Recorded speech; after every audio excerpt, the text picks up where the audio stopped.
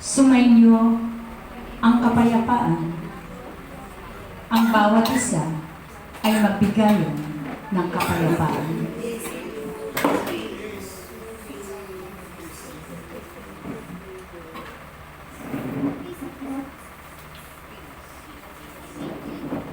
Nararapat na patuloy na ang bawat isa ay magbigayan ng kapayapaan. Sapagkat yan ang nararapat sa inyong mga buhay, ang makita ninyo ang kapayapaan sa inyong mga buhay. Kayo na naririto,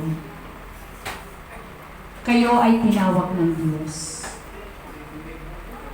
at kayo ay tumugon sa araw na ito. Kaya kayong lahat ay mapapalad, aking mga anak. Sapagkat ang tinig ng Diyos ay inyong narinig sa inyong mga buhay.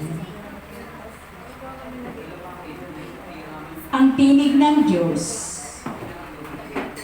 ay patuloy ninyo na pakinggan sa inyong mga buhay. Sapagkat ang tinig ng Diyos ang makapagliligtas sa inyong lahat.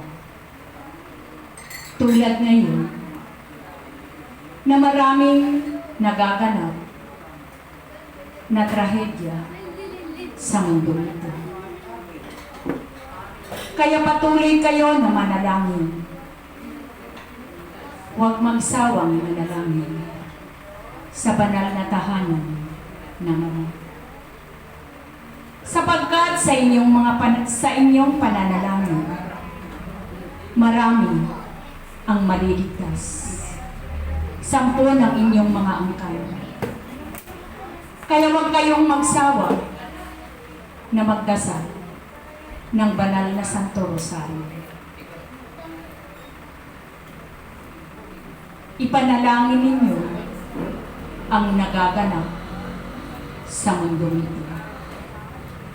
Sapagkat ako na inyong mahal na ina ay patuloy na nananalangin sa kaharian ng Diyos.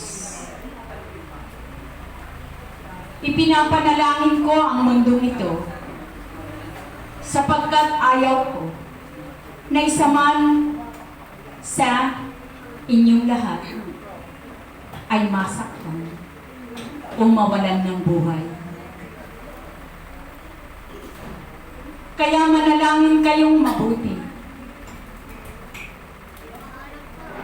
Ipanalangin ninyo ang nakakaranas ngayon ng kapighatian sa kanilang mga buhay. Kayo ay tinawag ng Diyos. Kayo ay hinirang ng Diyos upang ipanalangin ninyo ang mundong ito.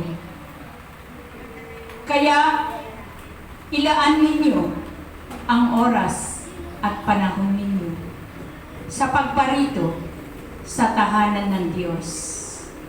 Dito kayo mananalangin sa bagong Jerusalem sa inyong kapanahunan. Sapagkat naririto ang Diyos, makakapiling ninyo, makakausap ninyo, at kayong lahat ay kanyang tuturuan kung ano ang nararapat ninyong gawin sa inyong pananampalataya. Sumunod kayong mabuti. Maglingkod kayo ng tapat hanggang wakas ng inyong mga buhay. Sapagkat ang Diyos ay tapat ang kanyang pangako sa bawat isa sa inyong lahat. Ang Diyos kailanman ay hindi kayo iiwan. Ang Diyos ay tapat ang pangako sa bawat isa sa inyong lahat. Ano man ang naisin ninyo sa inyong mga buhay, tawagin niyo Tawagin ninyo ang pangalan ng Diyos, sapagkat ang Diyos lamang ang inyong aasahan sa inyong mga buhay. Kaya manatili kayo sa inyong pananampalataya. Magpakatatag kayo sa inyong pananampalataya. Huwag ninyong pag-alinlanganan ang inyong pananampalataya sa Diyos, sapagkat kayo ay tinawag ng Diyos upang ang Diyos ay inyong paglingkuran. Kaya kayong lahat ay humayo, ipalaganap ang salita ng Diyos. Sapagkat napakarami sa sanlibutan ito ang patuloy na gumagawa at hindi nagsasawa sa paggawa ng kasalanan. Kaya ang Diyos na inyong pinaglilingkuran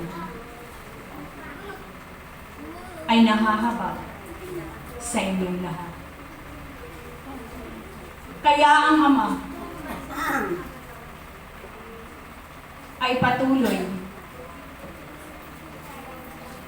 na nagtuturo sa inyong lahat. Sinasambit niya at sinasabi niya kung ano ang inyong gagawin. Kaya sa inyong na tinawag ng Diyos sa pamamagitan ninyo, marami ang maliligtas sa pananalangin sa tahanan na ito. Kaya patuloy kayo na pumarito. Ihakbang ninyo ang inyong mga paa sa pagparito sa tahanan ng Diyos, upang marami ang maliligtas sa mundo. Manalangin kayong mabuti. Manalangin, manalangin, manalangin. Kayong lahat na naririto, kayo ay aking pinasasalamatan, sapagkat sa araw na ito ay hindi ninyo nakakalimutan ang araw ng Santo Rosario. Ito ang kaligtasan ng mundong ito. Sa pananalangin ninyo sa araw na ito, ang mundong ito ay maliligtas. Ang inyong bayan ay hindi pababayaan ng Ama. Patuloy niya na binabantayan ng libu-libong anghel ang mga dam na naririto sa inyong bansa. Kaya huwag kayong matakot. Ang gawin niyo lamang ay manalangin ng aking Santo Rosario, at kayo ay maliligtas kasama ng inyong bansa at ng inyong bayan. Kaya aking mga anak na naririto, magpatuloy kayo